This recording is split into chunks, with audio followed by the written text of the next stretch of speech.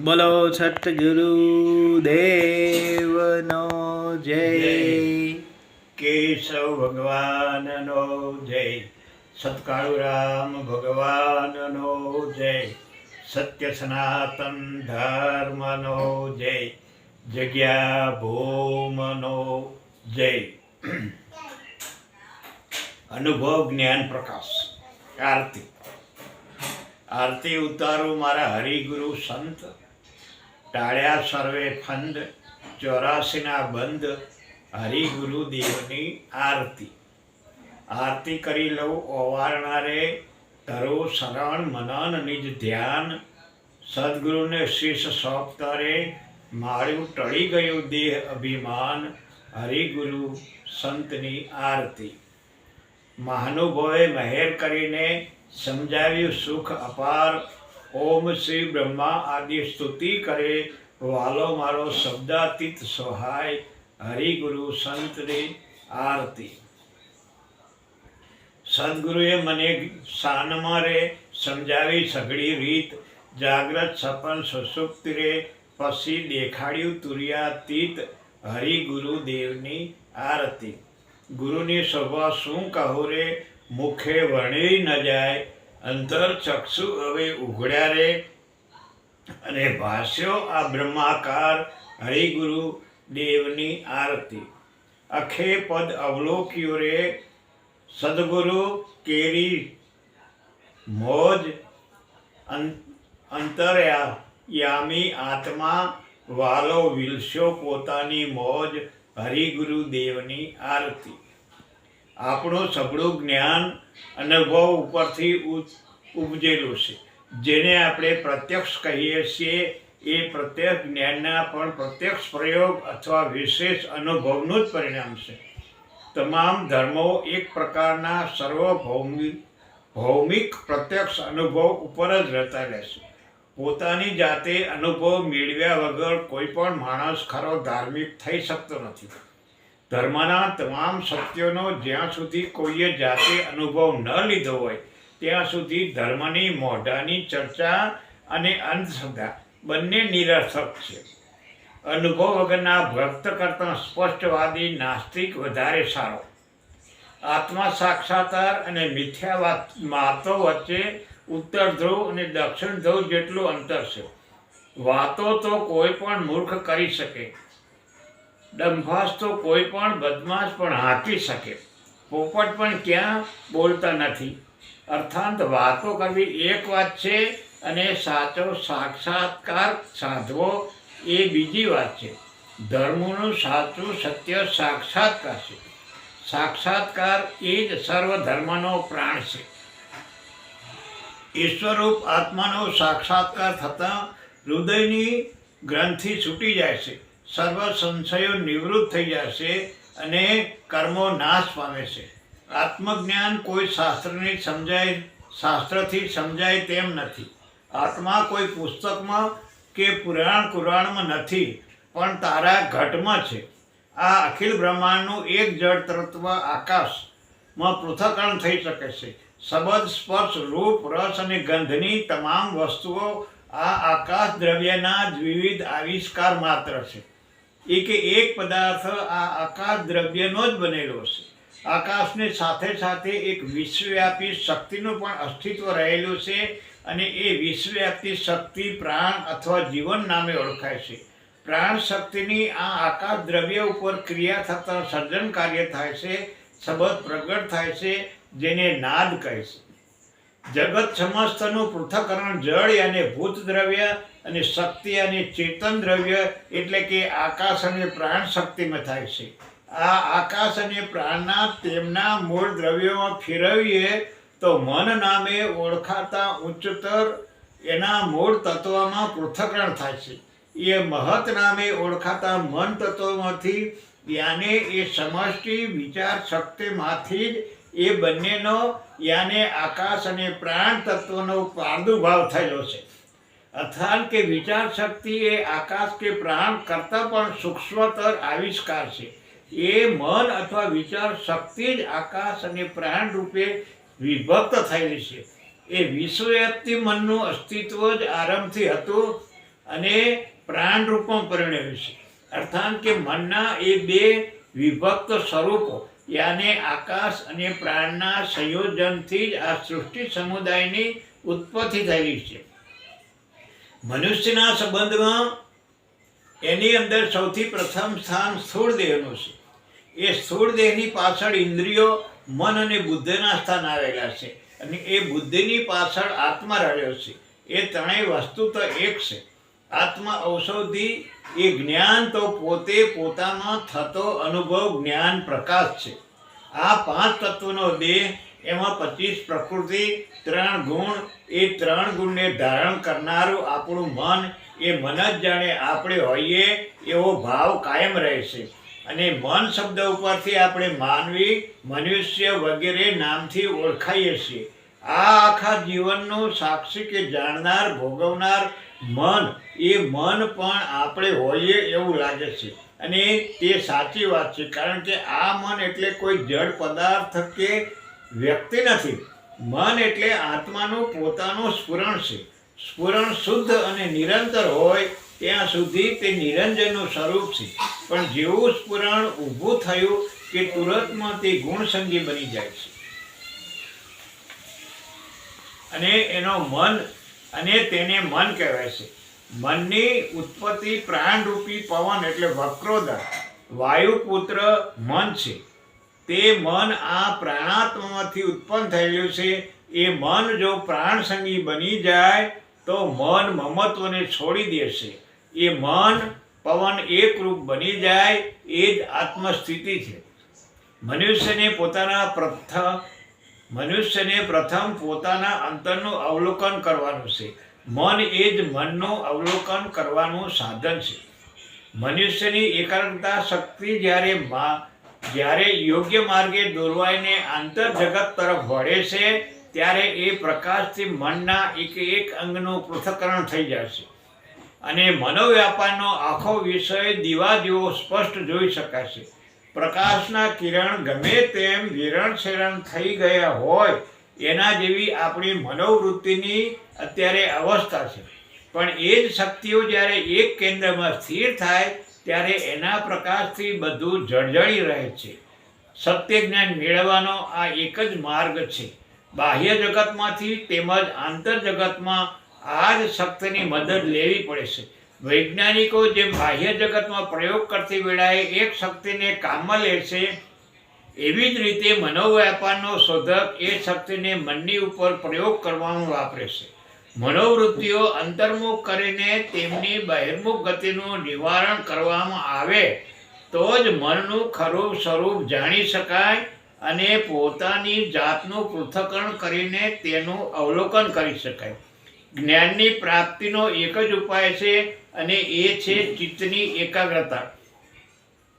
માનવ જાતિએ અત્યાર સુધીમાં જે કંઈ જ્ઞાન મેળવ્યું છે એ મનની એકાગ્રતા સિવાય બીજા કોઈ સાધનથી મળ્યું નથી.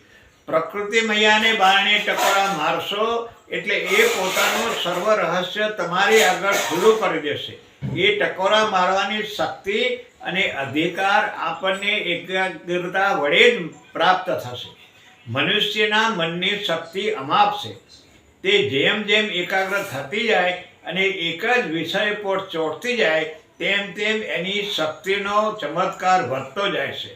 મનમાં એટલું બધું સામર્થ્ય રહેલું છે કે એની પોતાની અંદર શ્રી ક્રિયાઓ થાય છે એ પણ તે સામર્થ્ય વડે જોઈ શકાય છે.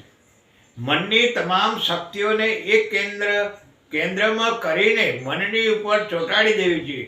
કેન્દ્રીભૂત થયેલી મનની શક્તિઓને પ્રતાપે મનના પોતાના ઊંડામાં ઊંડા રહસ્યો પણ પ્રગટ થઈ જશે. હંમેશા મૂલાધાર ચક્ર આગળ રહેલા ત્રિકોણાકાર પદમ ઉપર એટલે નાભીમાં મનને એકાગ્ર કરવાનું ભૂલવું જોઈએ નહીં. જ્યાં સુધી આપણે અપરોક્ષ જ્ઞાન અનુભવ ન લીધો હોય ત્યાં સુધી કંઈ જ સાચું માની લેવું નહીં. સત્યનું સ્થાપન કરવા માટે બીજા કોઈની સહાયતાની જરૂર નથી.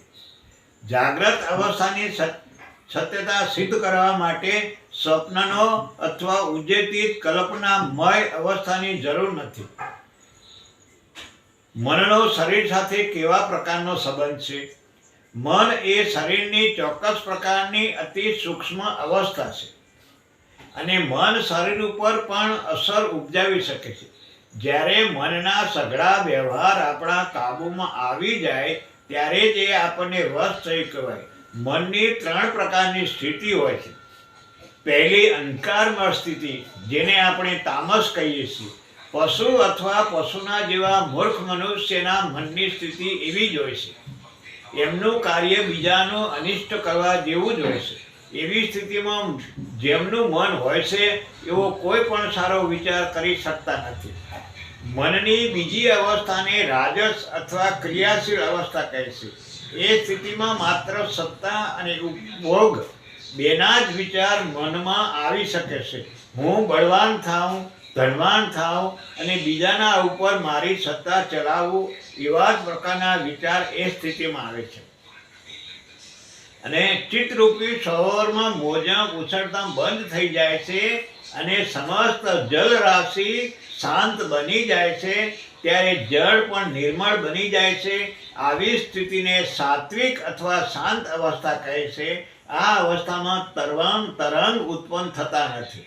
ઇન્દ્રિયો સહિત મન, નિશ્ચયમિકા બુદ્ધિ અને અહંકાર, મન, બુદ્ધિ, ચિત્ત અને અહંકારના સરવાળાને અંતઃકરણ કહે છે. મનની અંદર ચાલતી અનેક પ્રકારની ક્રિયાઓને ચિત્ત કહે છે અને ચિત્તની અંદર ઉત્પન્ન થતા વિચારના મોજાને વૃત્તિ કહે છે. વિચાર એટલે શું? વિચાર એ પણ આકર્ષણ એટલે કે ખેંચનારી અને વિકર્ષણ એટલે પાછું ધકેલનારી શક્તિના જેવી એક પ્રકારની શક્તિ છે. કુદરતની શક્તિઓના અક્ષય ભંડારમાંથી ચિત્ત નામનું યંત્ર કેટલીક શક્તિઓને ગ્રહણ કરે છે, એનું પોષણ કરે છે અને પછી વિચાર રૂપે એને પ્રગટ કરે છે. આપણે જે અન્ન ખાઈએ છીએ એમાંથી આ શક્તિને પોષણ મળે છે અને શરીરને નાના પ્રકારની ગતિ ઇત્યાદિ કરવાનું બળ પ્રાપ્ત થયું. આ ઉપરથી સમજાય છે કે મન જળ છે, આમ છતાં તે આપણે ચેતન જેવું લાગે છે. એનું કારણ એ છે કે ચૈત્યમન આત્માનો એને આધાર છે. એ આત્મા જ માત્ર ચૈત્યમન છે. બાકી મન તો તમને બહારની દુનિયાનો અનુભવ પહોંચાડનારું યંત્ર જ છે. સમગ્ર બાહ્ય જગત સૂક્ષ્મ જગતના માત્ર સ્થૂળ વિકારરૂપ છે. સૂક્ષ્મ એ કારણ છે અને સ્થૂળ એનું પરિણામ છે. આ નિયમ પ્રમાણે બાહ્ય જગત પરિણામ છે અને આંતર જગત એનું કારણ છે. અને એ રીતે જોતા સ્થૂળ જગતમાં કાર્ય કરતી જે શક્તિઓ આપણી નજરે પડે છે તે આભ્યંતરિક સૂક્ષ્મ શક્તિના સ્થૂળ અંશરૂપ જ છે.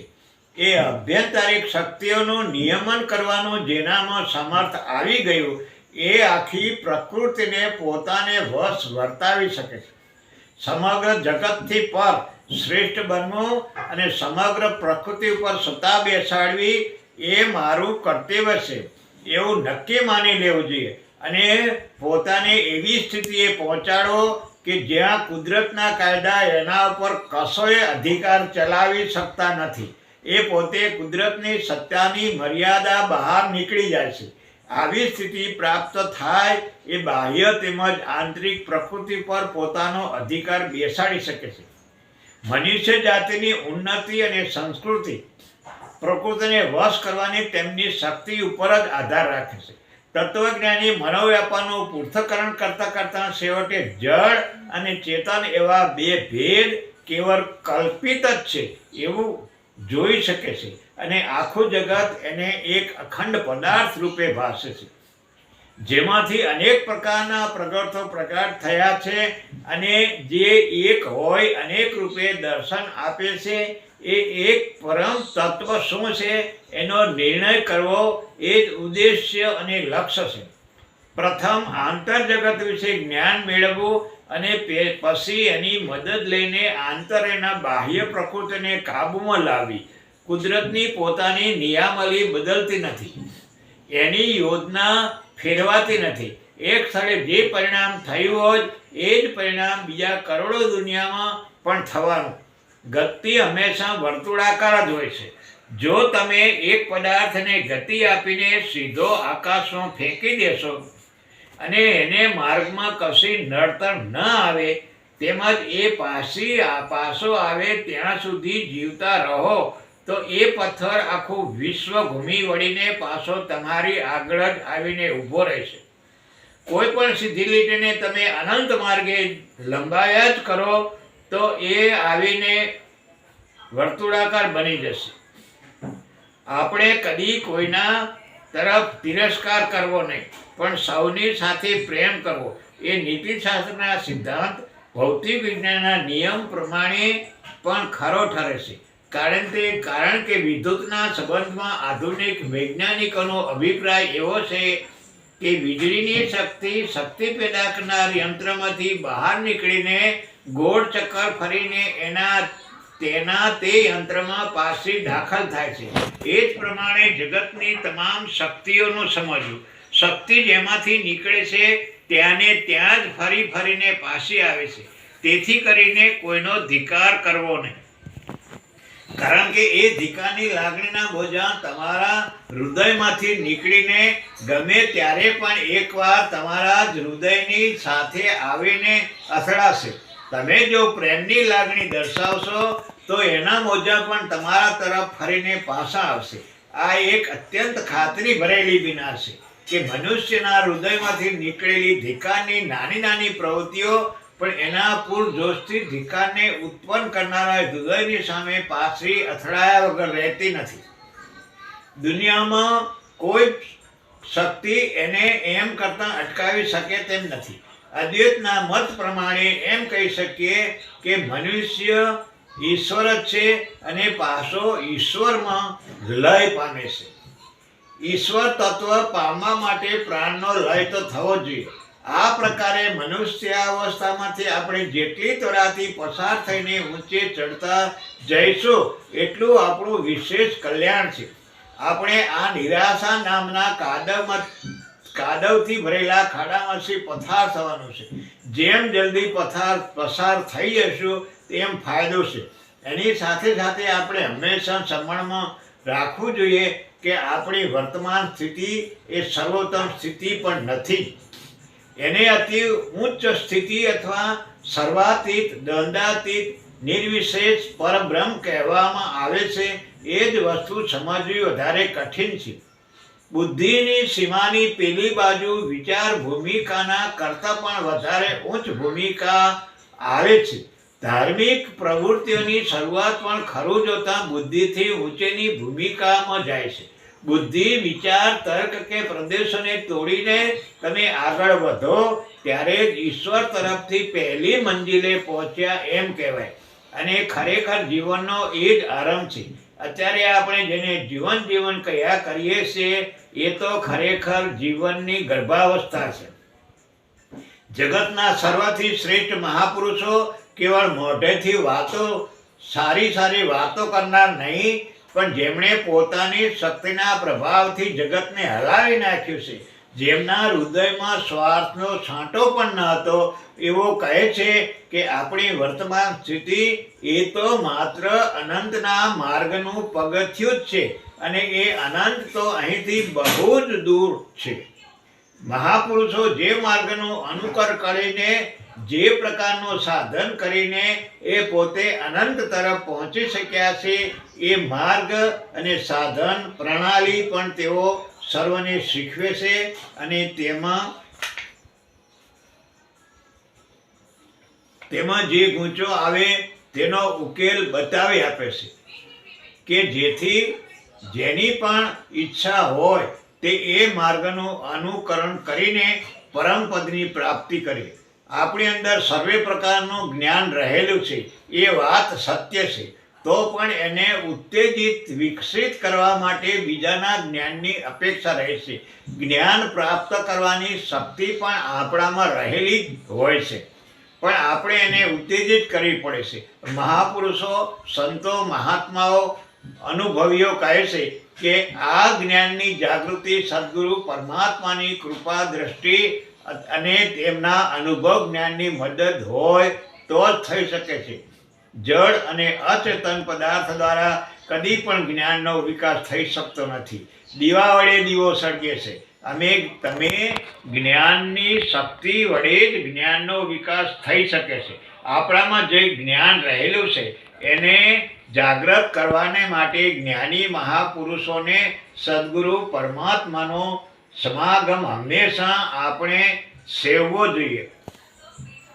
એટલા માટે ગુરુની સહાયતા તો પહેલી જ અગત્યની મનાય છે. એવા ગુરુઓમાં જગતમાં કોઈ કાળે અભાવ હતો પણ નહીં અને થશે પણ નહીં. એમની સહાયતા વિના જ્ઞાન સંભવવું જ નથી. સર્વ ગુરુઓનો ગુરુ એક સદગુરુ પરમાત્મા જ છે.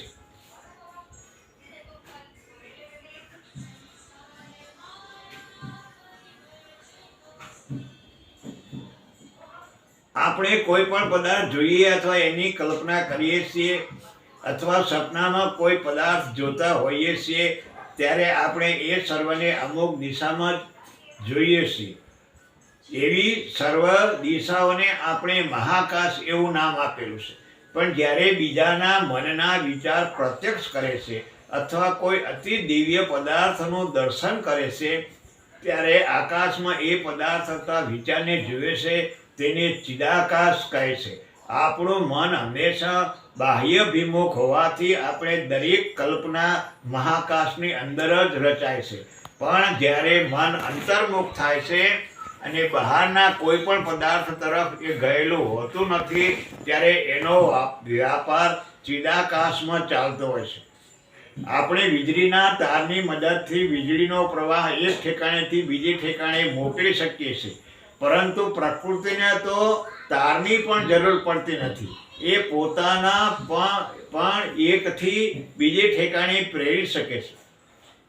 જ્ઞાન રજ્જુમાં આવેલા જ્ઞાનાત્મક અને કર્માત્મક ગ્રંથોની પોલી રેસાઓને યોગીની ભાષામાં ઈડા અને પિંગલા નાડી કહેવામાં આવે છે. એ બેઉ નાડીઓ મારફતે જ્ઞાનાત્મક અને કર્માત્મક શક્તિના પ્રવાહ વહન કરે છે. પણ સવાલ એ ઊભો થાય છે કે કોઈ પણ પ્રકારના મધ્યવર્તી પદાર્થની મદદ વગર આ મન પોતાનો ભાવ બહાર ચારે દિશામાં કેમ પ્રેરી ન શકે અને બહારની ખબરો પણ જ્ઞાનતંતુઓની મદદ વગર એ શા માટે ગ્રહણ ન કરી શકે? કુદરતમાં આવો વ્યાપાર નિરંતર ચાલ્યા જ કરે છે. એ આપણે જોઈએ છીએ. તો આપણે આટલી શક્તિ મેળવીએ તો જળ વસ્તુના બંધનમાંથી છૂટી ગયા જાણો. યોગીઓના અભિપ્રાય પ્રમાણે કરોડની અંદર ઈંડા અને પિંગલા નામની બે નાડીઓ રહેલી છે. એ પોકળ નાડીના નીચલા ભાગમાં જેને યોગીઓ કુંડલની કહે છે એનું સ્થાન છે. એ કુંડલીની આકૃતિ ત્રિકોણાકાર છે. યોગ વિદ્યાની રૂપક ભાષામાં કહીએ તો એ ઠેકાણે કુંડલીની શક્તિ ગોળ કુંડાળું વળીને પડી રહે છે. જ્યારે એ જાગૃત થાય છે ત્યારે ઉપરોક્ત સુષુમ્ના નામની પોકળ નાડીમાં થઈને જોશભેર ઊંચે ચડવા લાગે છે અને જેમ જેમ તે એક એક પગથિયું ચડે છે તેમ મનના આવરણો ભેદતા ચાલી મનનો વિકાસ થવા લાગે છે. નાના પ્રકારની અલૌકિક દ્રશ્યો દેખાવા લાગે છે અને યોગીને વિવિધ પ્રકારની સિદ્ધિઓ પ્રાપ્ત થઈ. જ્યારે એ કુંડલની શક્તિ ઊંચે ચડતા છેક મસ્તક સુધી પહોંચી જાય છે ત્યારે યોગી મન અને શરીરથી સંપૂર્ણપણે છૂટો પડી જાય છે. એનો આત્મા મુક્ત દશા અનુભવે છે.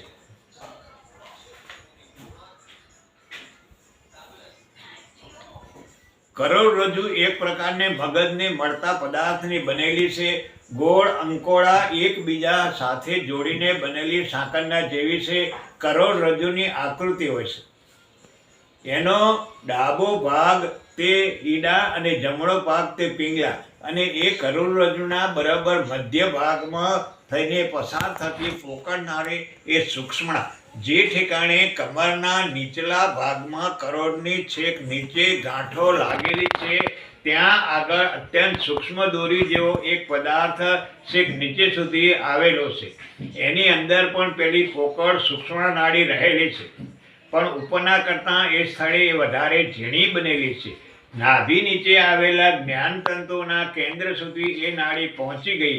એ કેન્દ્ર આધુનિક શરીરશાસ્ત્રના મત પ્રમાણે ત્રિકોણાકૃતિનું છે. સૂક્ષ્મ નાડીનું મોં ત્યાં આગળ બંધ થઈ ગયેલું હશે. યોગીઓ જાણે છે કે છેક નીચેના મૂળાધાર ચક્રથી આરંભીને માથાની ટોચ આગળ આવેલા સહસ્ત્રદલ પદમ ચક્ર સુધીમાં કેટલાક ચક્રો આવેલા છે. એ ચક્રોને જ્ઞાનતંતુના જુદા કેન્દ્રો માનીએ તો એમના વિશે યોગ વિદ્યામાં જે કહેલું છે તે આધુનિક નીતિશાસ્ત્રની મદદથી ઘણું સહેલાઈથી સમજી શકાય છે.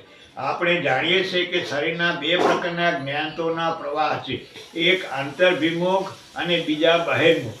એક જ્ઞાનાત્મક અને બીજો ગત્યાત્મક. એક કેન્દ્રાભિમુખ અને બીજો કેન્દ્ર પસારી. એવા જુદા જુદા નામથી એ ઓળખાય છે. એમાંના એકનું કામ મગજ સુધી લાગણીને અસર પહોંચાડવાનું છે અને બીજાનું કામ મગજના સંદેશાને બહારના અવયવો સુધી લઈ જવાનું છે. એ બેઉ પ્રવાહ અંદરના છેડા આગળથી ભેગા થાય છે. જ્ઞાન રજ્જુનો જે ભાગ મગજ સુધી ગયો છે તે છેડા આગળ એક ગાંઠનો આકાર ધારણ કરે છે. એ મગજ સાથે જોડાયેલો છે પણ મગજના નરમ પદાર્થમાં જાણે તરતા હોય એવી રીતે રહેલો છે. આથી કરીને કદાચ મગજ ઉપર કોઈ પ્રહાર થાય તો પણ એના આધારની અસર પેલા નરમ પદાર્થને લીધે ઘણી ઓછી થઈ જાય છે અને જ્ઞાન રજ્જુની ગાંઠ સુધી પહોંચતી નથી. વળી બધા ચક્રોમાં ખાસ કરીને 3 પ્રકારના ચક્રો ઘણા અગત્યના છે. એક તો સૌથી નીચેનું મૂળાધાર ચક્ર, બીજું માથાની ટોચ આગળ આવેલું સહસ્ત્રાધાર પદમ અને ત્રીજું મૂળાધારની જરાક ઉપર એટલે કે નાભી આગળનો સ્વાધિષ્ઠાન ચક્ર. પદાર્થ વિજ્ઞાનનો પણ એક સિદ્ધાંત લક્ષમાં લેવા જેવો છે કે જે વિદ્યુત થયાને લગતી અનેક શક્તિઓ એક જ દિશામાં ગતિ કરવાનું કામ કરે તો એક પ્રચંડ બેટરી એટલે વિદ્યુત પ્રવાહ યંત્રની રચના થઈ જાય. એવી જ રીતે શ્વાસ ઉશ્વાસની ગતિ સાથે મન જોડાઈ જાય અને એક જ જગ્યાએ મન, બુદ્ધિ, ચિત્ત અને અહંકાર એક થઈ નામના નિશાન ઉપર ચોટ કરે તો પ્રચંડ શક્તિ પ્રગટ થાય. હવે એ શક્તિ પ્રાપ્ત કેવી રીતે કરવી? કરોડના મધ્ય ભાગમાં આવેલી સૂક્ષ્મ નાડીમાં થઈને જો આપણે જ્ઞાનતંતુનો પ્રવાહ પ્રેરી શકીએ તો આ કોયડો આપોઆપ ઉકેલી જાય. માણસના મને જ આ જ્ઞાનતંતુઓની જાળ પોતાની સોગંદને ખાતર ઉત્પન્ન કરી છે. માટે મન જો ધારે તો એને છોડી પણ શકે છે. એ તેની મદદ વગર પોતાનું કામ ચલાવી શકે છે.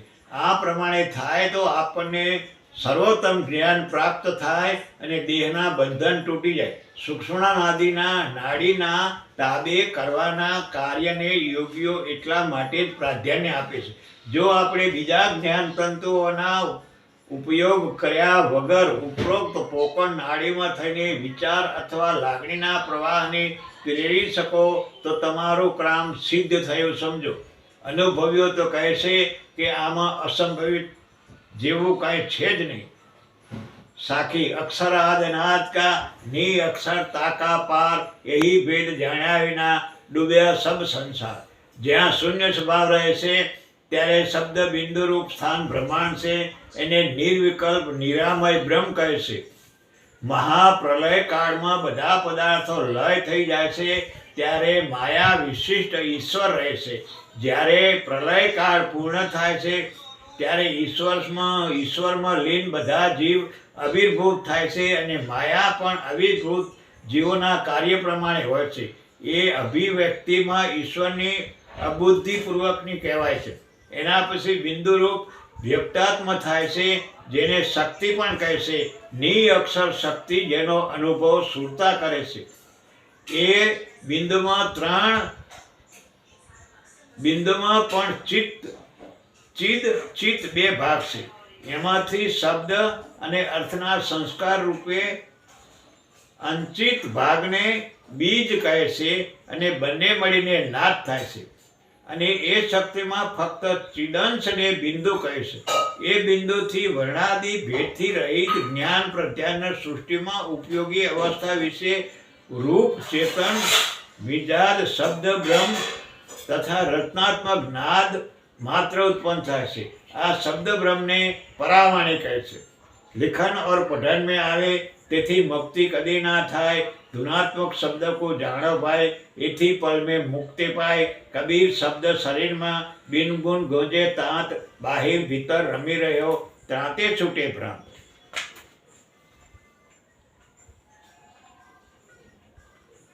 आ परावाणी आकाशनी माफक बाहिर अंत भीतर सर्वत्र व्यापक છે। આ સતનામીઓનો સાર શબ્દ છે। શરીરના મધ્ય ભાગ રૂપ ગુદા અને લિંગની વચ્ચે એ અભિવ્યક્ત થાય છે, એટલે શબ્દ બ્રહ્મરૂપ પરાવાણીનું સ્થાન મૂલાધાર કહેવાય છે। અને આ પણ કોઈ પ્રેમી પુરુષ જ જાણી શકે છે। એની અભિવ્યક્તિ પણ કોઈક જ અનુભવી પ્રેમી પુરુષ કરી શકે છે।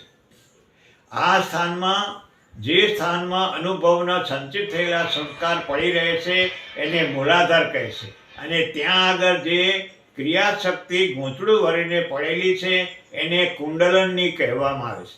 આવું પણ અનુમાન કરી શકાય છે કે શરીરની અંદર સંચિત થયેલી શક્તિઓને સમૂહ મૂલાધાર ચક્ર આગળ દબાઈને પડી રહેલો હોવો જોઈએ, કારણ કે કોઈ પણ બાહ્ય વિચારનો લાંબા સમય સુધી અભ્યાસ કે મનન કરી રહ્યા પછી આપણને આ ભાગ ગરમ થયેલો લાગે છે। હવે જો એ કુંડલિનીની શક્તિને જાગૃત કરીને ઈરાદાપૂર્વક સુષુમ્ના નાડીમાં પ્રવેશ કરાવીને એક પછી એક ચક્રમાં થઈને પસાર કરાવી દેવાય તો એમાંથી એક અતિક બળવાન પ્રતિક્રિયા પેદા થાય છે। શબ્દબ્રહ્મ નાડીમાં આવેલા વાયુથી અભિવ્યક્ત થાય ત્યારે શબ્દરૂપ ધારણ કરે છે, શબ્દ સ્વરૂપે પ્રગટ થાય છે। નાભી એટલે જ્યાં ભય નથી એવી સ્થિતિ, જેને તુર્યા કહે છે। તુર્જ અનહદ શબ્દ જે નિરંજન સ્વયં પ્રકાશ પરમ ધાપ નિરાલંબ જે ધૂનનો તહા સમાસ। તુર્યા એ નિર્ગુણ બ્રહ્મ છે, ખમંત નિષ્કર્મ છે, શુન સનાતન સદત અબદ કે જ્યાંથી શબ્દનું પ્રાગટ્ય થાય છે। મન અને વાણી લય થઈ જાય છે, જેથી મન અને વાણીથી આનું વર્ણન કરી શકાતું નથી।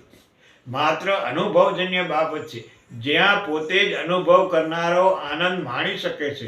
કોઈ પણ શબ્દ કે શબ્દના સમૂહો આનું વર્ણન કરી શકતા નથી। વર્ણન કરવા કોશિશ કરે તો એ પણ માત્ર ઉપરના ભાવોનું જ, અને એ પણ અધૂરું જ છે।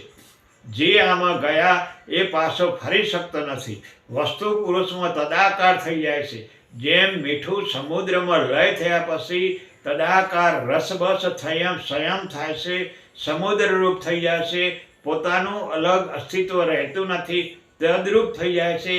એમ અનહદ પદ એ જે તુર્જ તુહી થકી તુર્જ તેજોમય આત્મ સ્વરૂપ જેને પ્રાપ્ત થયું એનું દેહ અભિમાન મીઠાની માફક ઓગળી ગયું।